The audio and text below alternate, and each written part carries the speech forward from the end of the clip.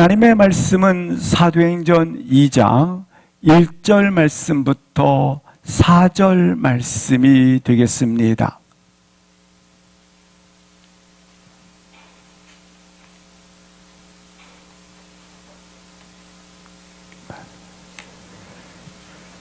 하나님 말씀은 사도행전 2장 1절 말씀부터 4절 말씀 함께 합독을 하시겠습니다.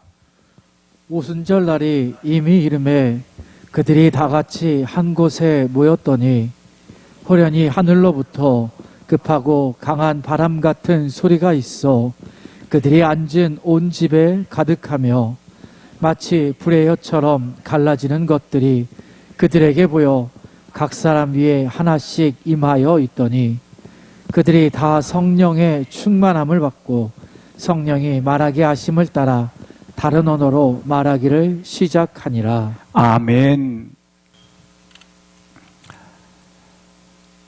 역사적으로 성령님의 임재 사건은 오순절날에 일어나는 사건이 됩니다. 하나님께서는 이스라엘 남자들에게 1년에 3번 성막에 오를 것을 명령을 하십니다. 출애굽기 23장 17절 말씀을 보시겠습니다. 내 모든 남자는 매년 3번씩 주 여호와께 보일지니라 말씀을 해주고 있습니다. 기록에 의하면 이스라엘 남자들은 3번의 절기 가운데 그들은 예루살렘에 약 200만 내지 300만 명이 운집을 했다고 기록이 되어져 있습니다. 이 3번의 절기는 유월절, 오순절, 수장절이 되겠습니다. 이처럼 수많은 무리들이 명절을 통하여 성막이 예루살렘 한 곳밖에 없기 때문에 이처럼 운집하여 모이게 되었다고 말씀을 하고 있습니다. 먼저 유월절은 이스라엘 백성들이 애굽의 종살이로 400년을 지내게 됩니다. 출애굽 전날 밤에 하나님께서 어린 양의 죽음을 통하여 이스라엘 백성들이 건져냄을 받게 됩니다. 이 유월절은 예수님의 십자가의 죽으심을 예표하는 절기가 됩니다. 그리고 오순절입니다. 오순절은 유월절을 통과하여 이루어지는 절기가 됩니다. 오순절은 유월절 직후로부터 7주의 시간이 지난 7749에 하루를 더하여 50일째 되는 날이기 때문에 77절이라 부르기도 합니다. 농사 짓는 시기가 마침 보리를 수확하는 시기였기 때문에 그 뜻을 따라서 맥추절이라고 부르기도 합니다. 이 오순절의 의미는 부활의 첫 열매가 되었기 때문에 부활을 예표할 뿐만 아니라 부활을 예표하신 주님께서 다시 성령으로 오심을 사모하는 성령의 우리 가운데 오심을 기대하는 그와 같은 절기가 오순절이 되어진다고 하는 것입니다. 먼저 1절을 합독을 하시겠습니다. 오순절 날이 이미 이름에 그들이 다 같이 한 곳에 모였더니 이처럼 오순절 날이 이미 이르렀다고 말씀을 하고 있는 것입니다. 따라서 구약의 이와 같은 절기가 예표되어져 있는데 오순절 날이 되어서 성령이 오셨기 때문에 구약의 절기가 성취되어지는 사건이 되었다고 하는 것입니다. 완성이 되어진 것입니다. 따라서 이 오순절 날에 성령이 오셨다고 하는 것은 말씀에 따라서 이루어졌다고 하는 것입니다. 유월절은 예수님의 십자가의 죽으심이기 때문에 그리고 그가 부활하심으로 말미암아 다시 성령께서 우리 가운데 오셔서 우리로 교회로 탄생한 날이 오순절이 되어진다고 하는 것입니다. 주님께서 십자가의 죽으심과 부활하심으로 말미암아 우리를 교회로 세우셨습니다. 그러나 성령이 우리 가운데 오심을 통하여 교회의 출생이 되어지는 것입니다. 생일날이 되어진다고 하는 것입니다. 교회의 시작이 되어지는 것이요, 새로운 공동체가 이 땅에서 탄생되었다, 시작되었다라고 하는 것이 오순절의 의미를 가지고 있는 것입니다. 오순절날이 이미 이름에 그들이 다 같이 한 곳에 모여 있습니다. 일반적으로 다 같이 모인 곳은 마가의 다락방이라고 칭하고 있습니다. 그러나 오늘 본문에서 다 같이 한 곳에 모였다고 하는 것은 마음을 같이 했다고 하는 것입니다. 한 마음을 가졌다고 하는 것입니다. 그들이 마음을 다 같이 가졌다라는 것입니다.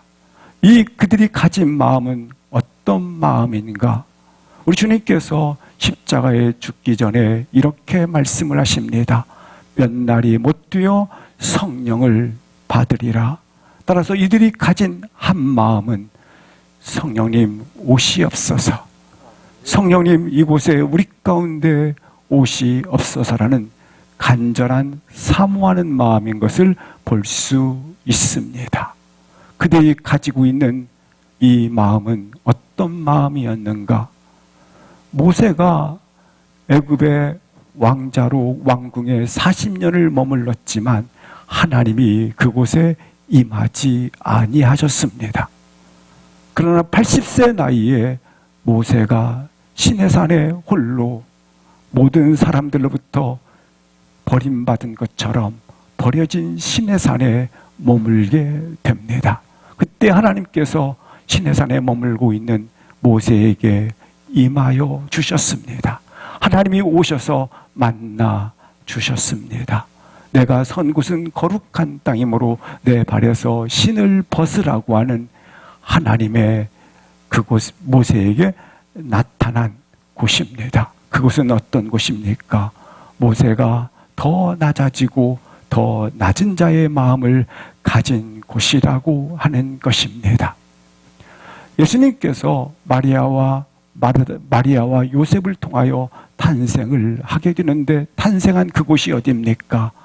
구유에 낳으셨다고 말씀을 하고 있습니다. 외양간, 마구간입니다. 이와 같이 요셉과 마리아의 더 낮고 낮은 마음을 가진 곳에 하나님께서 찾아오시고 만나시는 것을 볼 수 있는 것입니다. 우리가 잘 아는 세례 요한이 있습니다. 누가복음 먼저 3장 1절 2절을 보시겠습니다. 세례 요한은 잘 아시는 것처럼 그는 주의 길을 예비한 자입니다. 8명의 이름이 소개되어져 있습니다. 황제, 총독, 분봉왕, 맨 밑에 분봉왕 2절 보시겠습니다. 대제사장. 누가 들어봐도 화려한 이름이요, 그리고 그들은 지위를 가진 자들이며 권력을 가진 자들입니다. 근데 하나님의 말씀이, 하나님의 영이, 하나님께서 그들에게 임재하지 않았습니다. 8명 중에 한 명이었던 7명은 화려한 모든 것을 가진 자였지만 빈들에 서 있는 사가랴 아들 요한에게 임하였다. 다른 표현으로 말하면 낮고 낮은 자의 마음을 가진 요한에게 하나님의 영이 임하였다고 말씀을 하고 있는 것입니다. 오늘 사도행전 2장에 나와 있는 120명 제자들에게 모여있는 그들 속에 하나님의 영이 임하였습니다. 하나님의 영이 임한 그들의 마음은 어떤 자들이었는가? 오늘 모세와 같이, 그리고 세례 요한처럼, 마리아와 요셉처럼 그들은 성령님 이곳에 오시옵소서, 세상 어떤 것을 바라거나 세상 어떤 것을 가지기를 원하는 것이 아니라 오직 단 하나, 성령 하나님 우리 가운데 오시옵소서. 이와 같은 더 간절한 마음, 그리고 낮고 낮은 마음 속에 오셨다고 하는 것입니다. 사랑하는 성도 여러분, 하나님은 누구에게 거처를 정하시는가? 그의 처소를 그가 가지는가? 이처럼 인간의 낮고 낮은 마음 속에 거처를 정하신다고 하는 것입니다. 하나님은 어떤 자에게 하나님의 거처를 정하고 하나님의 영이 흐르는가? 낮고 낮은 마음을 가진 자들에게 하나님의 영이 흐른다고 하는 사실을 볼 수 있는 것입니다. 누가복음 3장 1절부터 2절의 말씀처럼 이처럼 거처를 정하시고 우리 가운데 흐르는 것을 볼 수 있는 것입니다. 우리 하나님은 언제나 낮고 낮은 마음을 가진 그 속에 하나님의 영을 흘려 보내신다고 하는 것입니다. 이 안시간 요셉과 마리아처럼 요양간에 가지고 있는 낮고 낮은 마음을 가질 수 있기를 주의 이름으로 기도합니다. 오순절에 120명의 성도들처럼 낮고 낮은 마음, 주 성령님 오시옵소서. 우리가 바라는 것 단 한 가지, 주 성령님 우리 가운데 오시옵소서. 낮고 낮은 마음 속에 하나님의 성령님이 임한다고 하는 것입니다.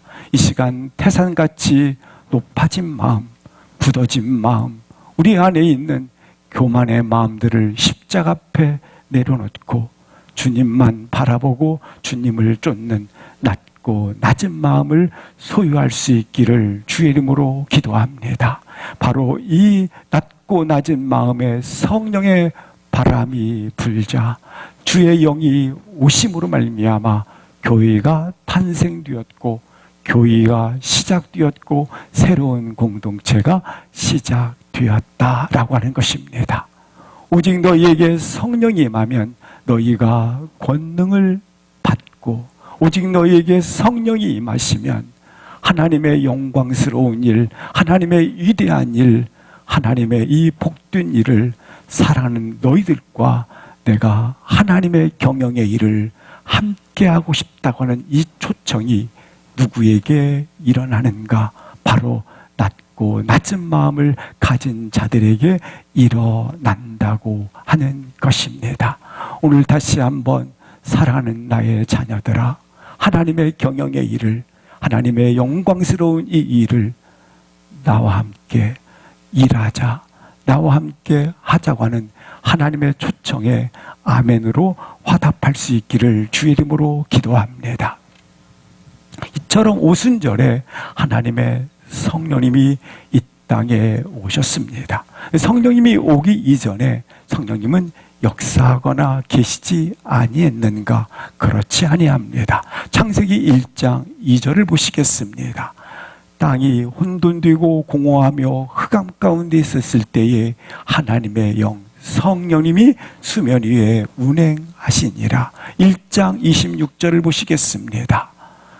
우리를 지으실 때에 우리의 형상에 따라 우리의 모양대로 복수가 아니겠습니까? 성부, 성자, 성령 하나님 삼위의 하나님께서 우리를 지으시지 않았습니까? 이처럼 성령님은 오순절에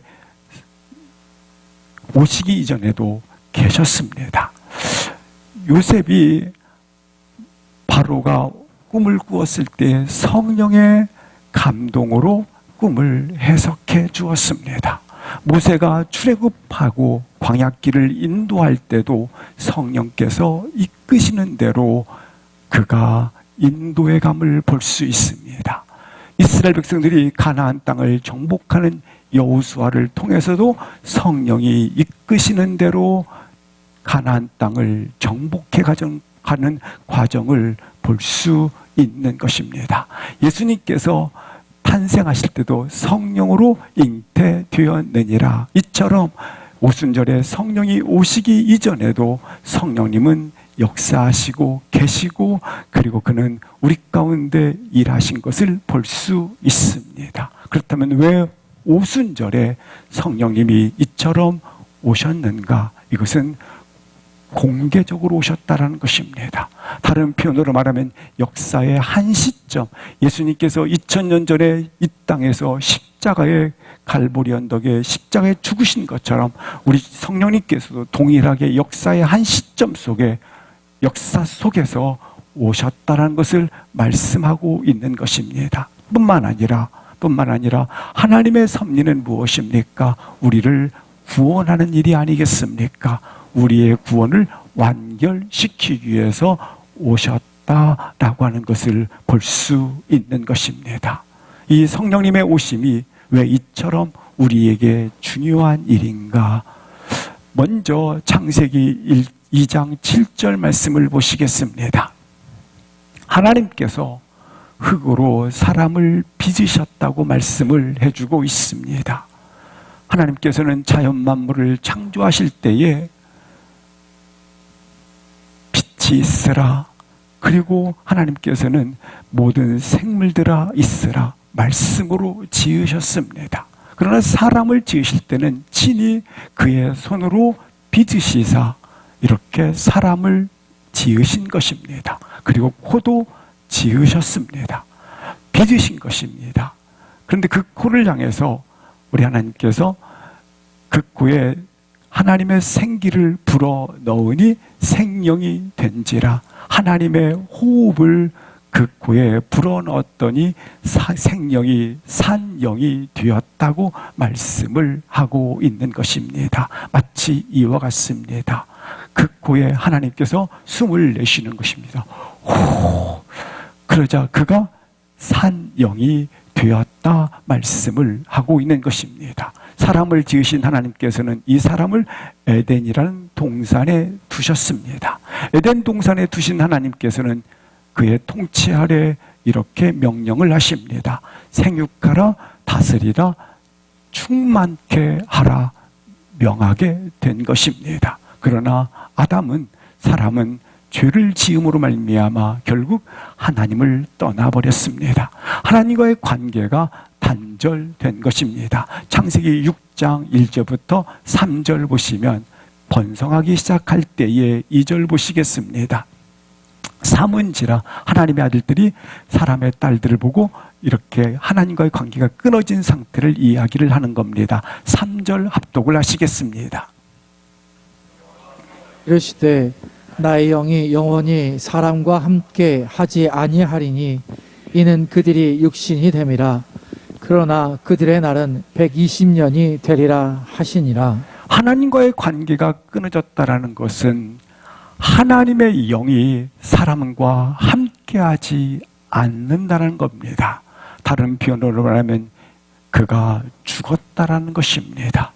영적으로 죽은 자가 된 것입니다. 이는 그들이 육신이 됨이라. 여기 육신은 바디가 아닙니다. 여기 몸이 아니라는 것입니다. 이는 그들이 육신이 됨이라. 다른 표현으로 말하면 하나님과의 관계가 끊어졌도다. 모든 일에 있어서 하나님과의 대적 관계가 되었다라는 것입니다. 영적으로 죽은 자가 된 것입니다.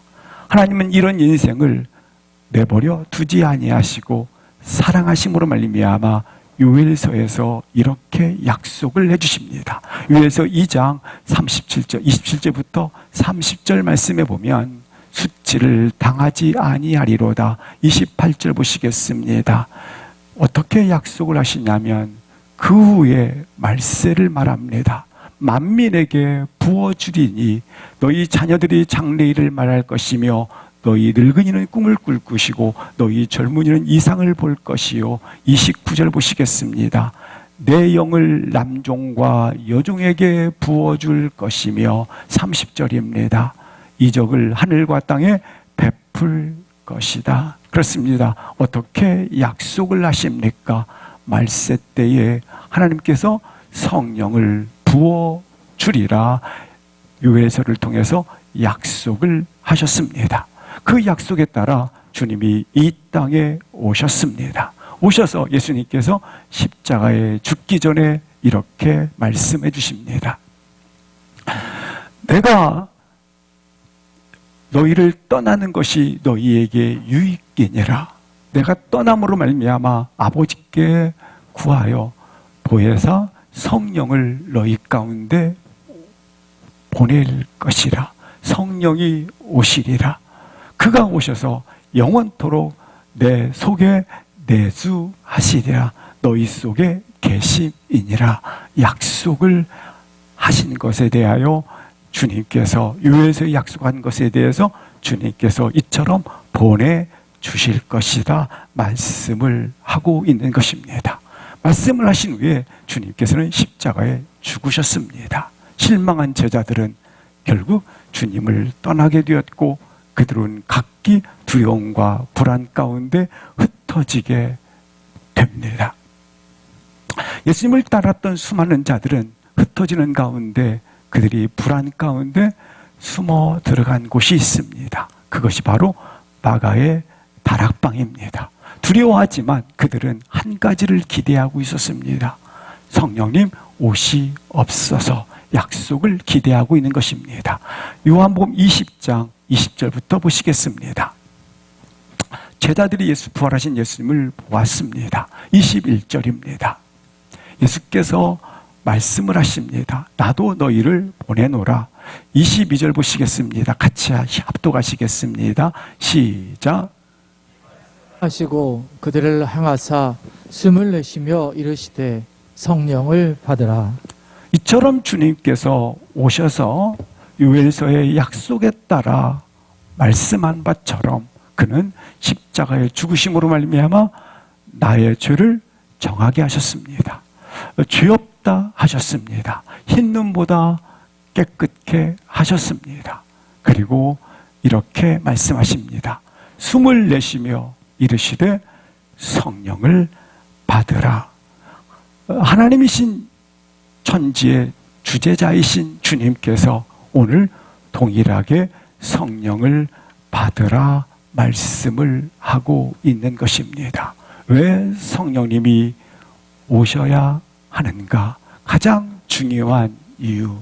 오늘 창조 때 그 코에 생기를 불어넣음으로 생명이 된지라 산영이 된지라 살아났느니라. 그렇습니다. 성령님이 오신 가장 중요한 이유는 바로 나를 살리는 영으로 오셨다고 하는 것입니다. 우리 인생을 살리기 위해서라고 하는 것입니다. 창조 때 지으셨던 그 목적, 하나님께서 흙으로 빚으시사 지으시고 그 지으신 후에 그 코에 생기를 불어넣음으로 생명이 되었던 살아나는 그와 같은 축복을 동일하게 회복시키기 위하여 성령님이 오셨다라고 하는 것입니다. 완전히 죽었던 인생을 영적으로는 그리스도를 알지도 그리고 믿지도 그리고 그리스도를 알지 못했던 인생들을 오늘 놀랍게 예수를 나의 구주 삼는 인생으로 회복시키기 위하여 성령께서 오셨다라고 하는 것입니다. 이것이 곧 성령님의 역사입니다. 그렇다면 내가 성령을 받았는지와 받지 않았는지를 성경은 어떻게 정확하게 구분하는지를 보여주고 있습니다. 고린도전서 12장 3절 말씀을 합독을 하시겠습니다. 그러므로 내가 너희에게 알리노니 하나님의 영으로 말하는 자는 누구든지 예수를 저주할 자라 하지 아니하고 또 성령으로 아니하고도 누구든지 예수를 주시라 할 수 없느니라. 우리 가운데 어느 누구도 예수님께서 공생애를 사역했던 거기에서 예수님을 만난 적도 본 적도 없습니다.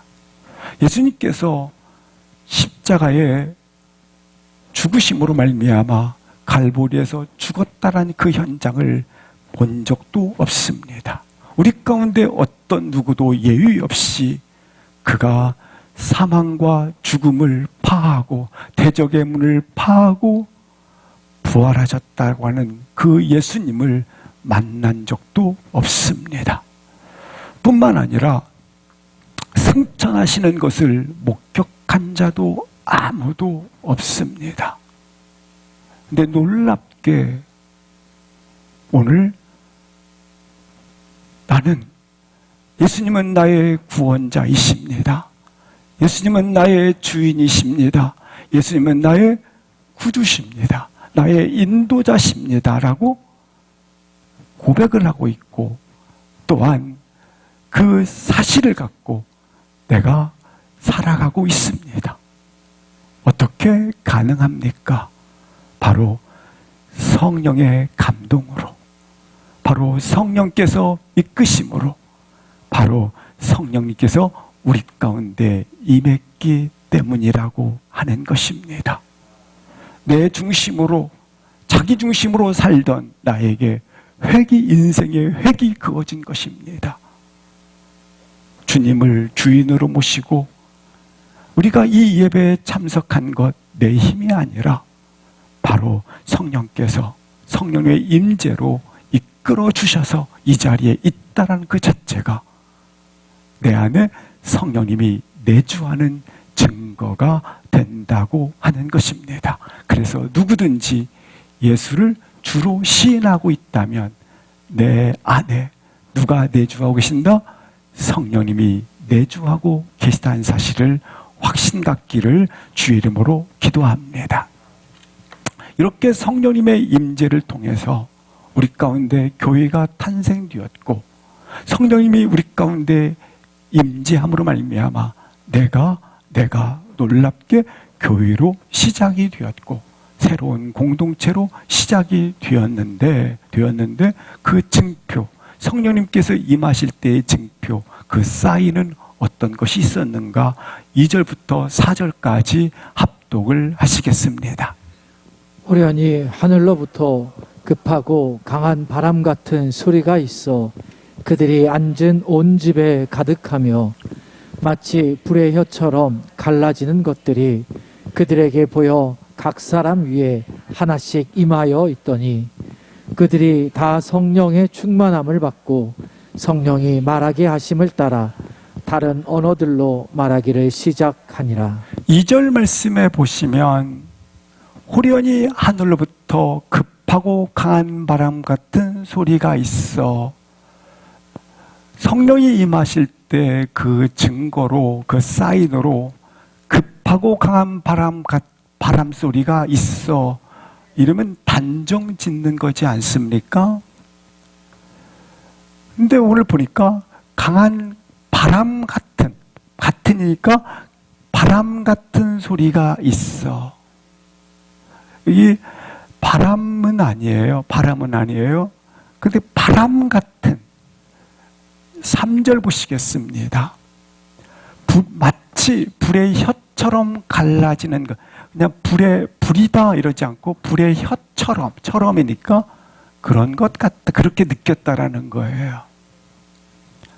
그러니까 성령님의 임재하심은 이와 같다 단정적으로 말하지 않고 이와 같은 것이다 라고 말씀을 하고 있습니다. 이와 같은 것이다. 다른 말로 말하면 성령님의 임재는 각 사람이 느끼고 경험하고 체험하는 것들이 주관적이고 그리고 개인적이고 느끼는 것이 다 다르다고 하는 것입니다. 우리 가운데 성령이 임하셨을 때 성령님의 임재는 각 사람마다 다 주관적이고 개인적이고 느끼는 것이 다 다르다라는 것입니다. 마태복음 3장 16절에 보시면 이렇게 마태는 기록하고 있습니다. 예수님께 성령이 임하셨을 때에 그 느낌이 어땠느냐면 비둘기같이 임하였다고 말씀하고 있습니다.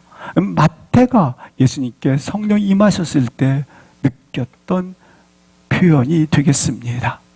따라서 성령이 임재 때는 어떤 사람에게는 평화처럼 느끼고 부드러움처럼 느껴지고 고요함처럼 성령님이 느껴지는 분도 있습니다. 그러나 오늘 본문처럼 성령님의 임재 때 어떤 분들은 마치 용광로처럼 그렇게 불처럼 임하는 분도 있고, 또 어떤 분들은 강력한 파도처럼 그렇게 임하는 분도 있다라고 하는 것입니다. 따라서 성령님의 임재는 사람마다 각기 다 다를 수 있다. 그러나 공통점이 있습니다. 성령이 임한 사람들의 공통점, 저희들이 다 성령 충만함을 받았더라. 성령 충만함의 삶을 살라고 하는 것입니다. 다음 주 4절부터 성령 충만한 삶을 함께 나누시게 될 것입니다. 그러나 성령님의 임재의 경험과 체험은 각기 사람마다 다 다르다. 그러나 공통점은 성령 충만하더라고 하는 것입니다. 성령님의 임재의 증표, 증거, 사인으로 오늘 다시 한번 2절을 보여주시면 호련히 급하고 강한 바람 소리가 있었다고 말씀을 하고 있습니다. 여기 보니까 그런데 바람 같은 소리가 있다. 이 소리를 들어보시기를 바랍니다. 성령님이 임하셨을 때 분명한 것, 소리가 있었다라고 하는 것입니다. 이 소리는 어떤 소리를 말하는가입니다. 우리가 잘 아시는 엘리야 선지자가 있습니다. 엘리야 선지자는 그가 살았을 때 당시에 가나안 땅은 우상으로 가득했을 뿐만 아니라, 그리고 그들의 우상에 대한 열광주의가 가나안 땅을 덮고 있었습니다. 여기에 살다 보니까 엘리야 선지자마저도 그들의 열광주의 삶에 비슷하게 따라가는 경향을 취하게 됩니다. 우리가 그럴 수 있습니다. 우리가 이 세대를 살다 보니까 신앙생활마저도 이 세상에 비슷하게 따라가요. 이 세상을 비슷하게. 엘리야가 그와 같은 상황 가운데 놓여 있었던 것입니다. 우리 지금 신앙생활 하시잖아요. 정말 하나님을 사랑하고 하나님께 예배하고 이게 신앙생활에 하는 한 부분이라 된다면, 세상이 다 이렇게 지금 하고 있으니까 그거 흉내내면서 비슷하게 신앙생활을 하고 있지는 않는지. 엘리야가 그와 같았습니다. 근데 감사하게 하나의 영적 전쟁이 갈멜산에서 이루어지게 됩니다. 그 갈멜산에서 감사하게도 하늘에서 불이 내려 제단과 도랑의 물까지 다 태우는 역사가 있게 됩니다. 엘리야는 기대했습니다. 이와 같은 능력, 이와 같은 기적이 나타났기 때문에 세상은 굴복할 것이고 항복할 것이라고 기대를 했습니다. 그런데 한 여인이 나타납니다. 그 여인은 이세벨이라는 여인입니다. 엘리야를 잡아 죽이라는 명령이 떨어지게 된 것입니다. 이처럼 비슷하게 신앙생활을 하던 엘리야는 결국 두려워서 도망을 가게 되었고, 그가 숨은 곳은 잘 아시는 것처럼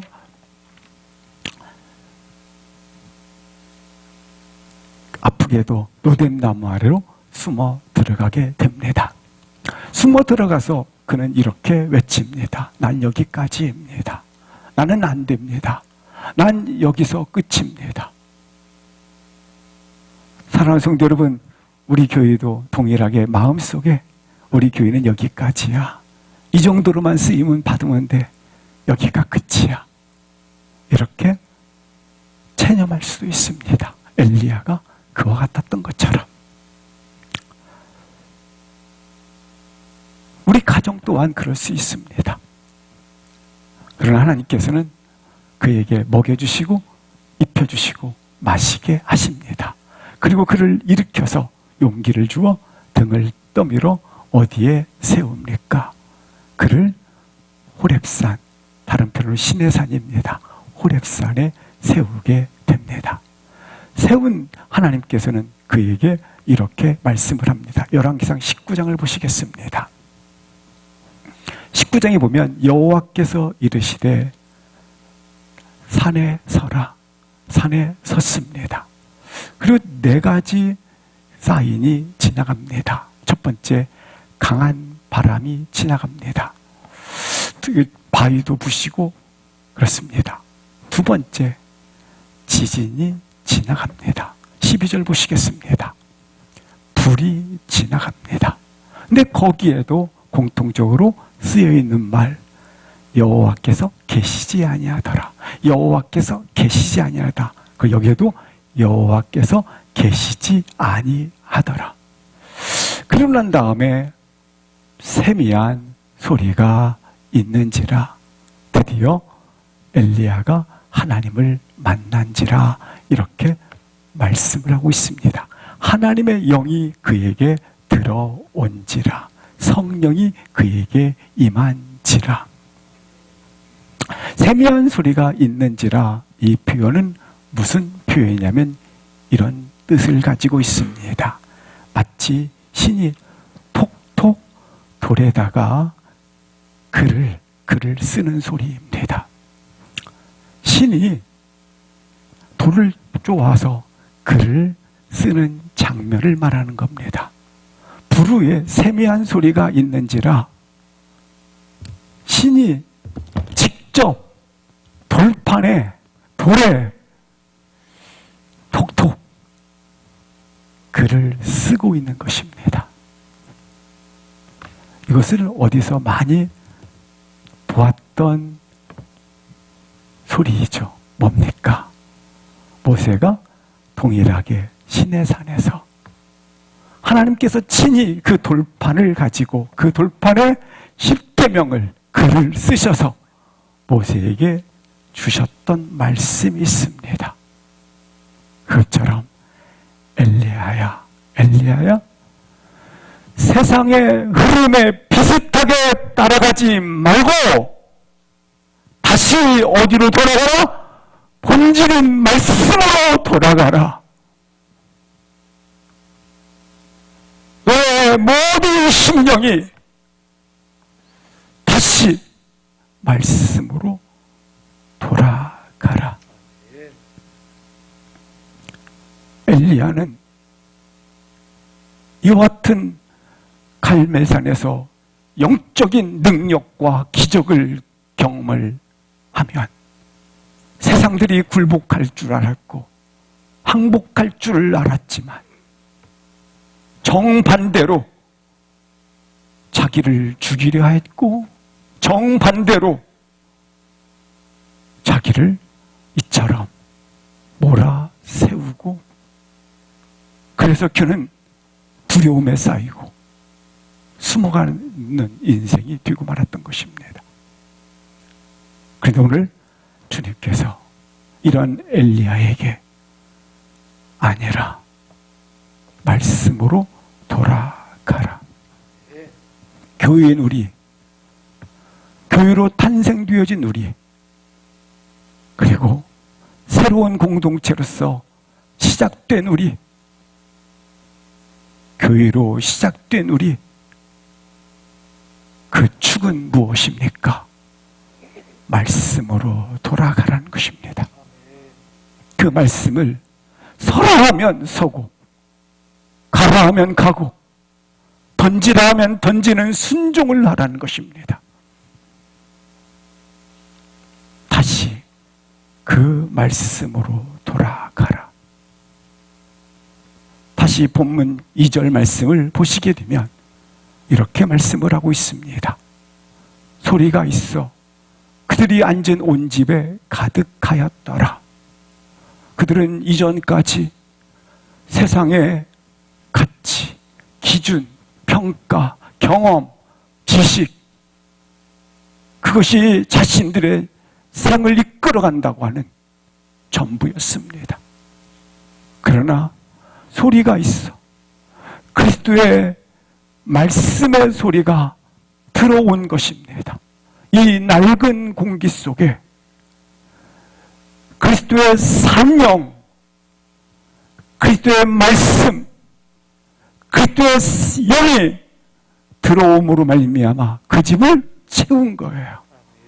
이 시간 우리 안에 가지고 있는 가치, 기준, 그리고 소망, 우리 가운데 가지고 있는 모든 평가, 경험들이 오늘 말씀처럼 다시 한번 그리스도의 바람 같은 생명의 말씀이 들어와서 나의 심령 속에 가득하고 채워지기를 주의 이름으로 기도합니다. 그래서 그리스도의 바람이 들어온 것입니다. 들어오니까 이처럼 호련히 하늘로부터 받을 수가 있어 소리가 있다라는 것을 들었다라는 거 아니겠고, 불의 혀같이 갈라짐이라는 건 보였다라는 것이 아니겠습니까? 체험한다라는 겁니다. 120명문도가 체험했다라는 것입니다. 온 집에 가득했다고 하는 것은 경험을 했다는 것입니다. 그리스도가 나의 주인됨을 경험을 했습니다. 내가 그리스도와 함께 십자가에 못 박힌 것을 내가 보았습니다. 죄의 뿌리에서 이 죄의 뿌리가 뽑아지고 의로 심겨진 것을 내가 보았습니다. 하나님의 종이라는 사실을 내가 들었습니다. 그렇습니다. 성령의 역사라고 하는 것은 생각, 이념, 관념, 성령의 역사라고 하는 것은 사상이 아닙니다. 실제이며 경험이며 체험인 것입니다. 그리스도의 십자가의 죽으심과 부활하심으로 내가 하나님의 손으로 빚어지고 그 코에 생기를 불어넣음으로 생명이 되었던 것처럼 하나님의 생명의 영인 하나님의 바람이 내 안에 들어오므로 말미암아 내가 교회로 탄생되었다고 하는 사실이 보인 것입니다. 아니, 들려진 것입니다.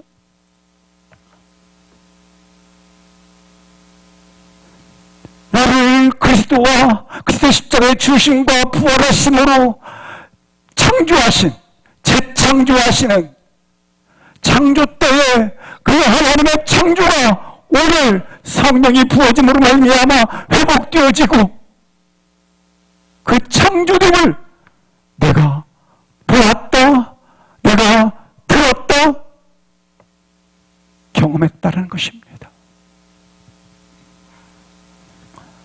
육체를 하나님께서 흙으로 지으셨습니다. 그리고 그 코에 생기를 불어넣음으로 하나님의 생명이 된지라. 이것을 내가 이제는 보았다라는 것입니다. 이제는 내가 들었다라는 것입니다. 이 산영, 이 호흡, 이 하나님의 생명의 소리,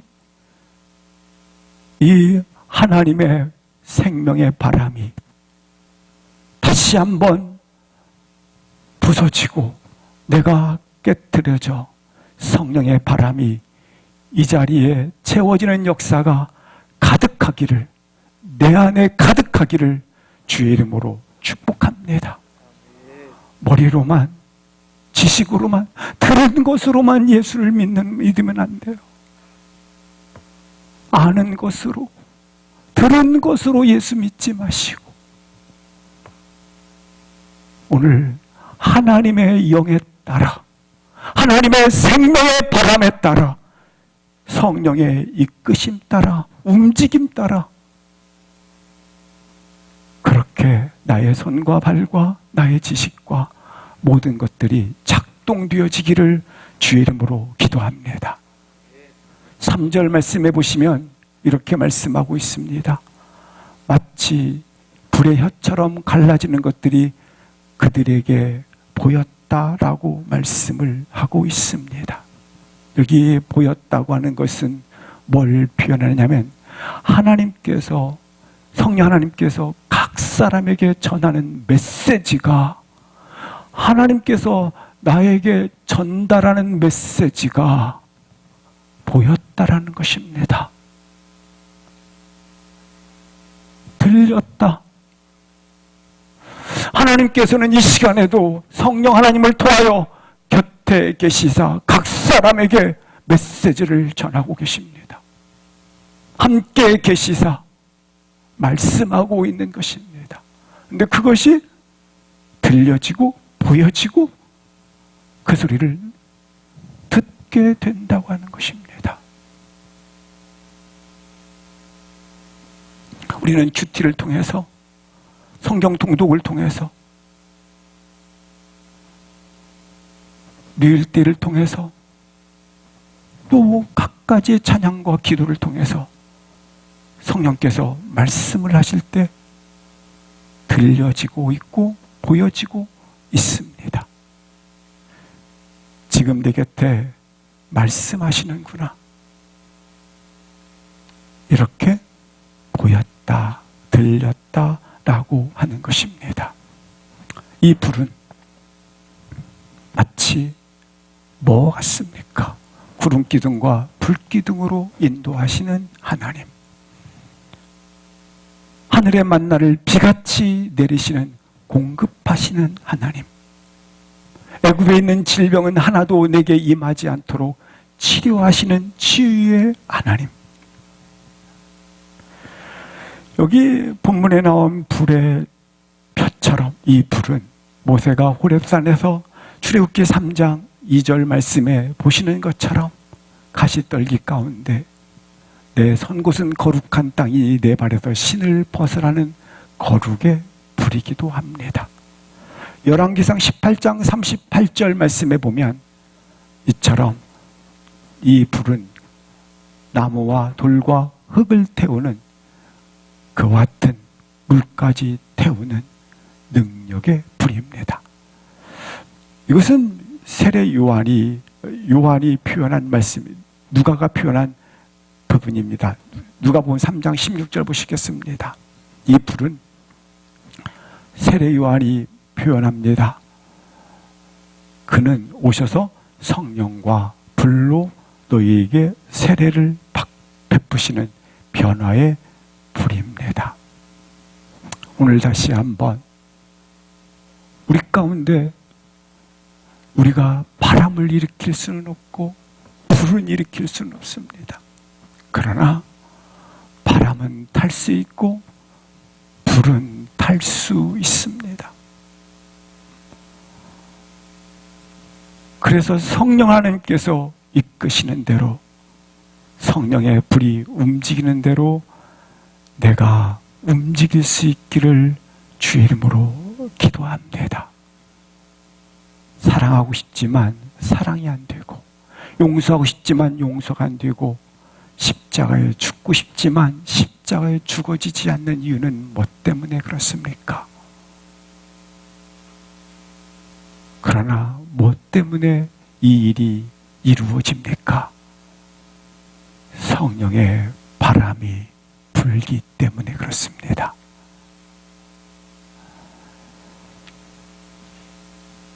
성령의 불이 역사하기 때문에 그렇습니다. 다시 한번 여기 120명분들처럼 우리가 지금 원하는 단 한 가지 성령이여 세상 어떤 것이 아닙니다. 내가 원하는 단 한 가지 성령이여 오시옵소서. 주의 축복이 함께 있기를 기도합니다. 함께 일어나셔서 잠시 통성으로 기도하시겠습니다. 성령님 오시옵소서.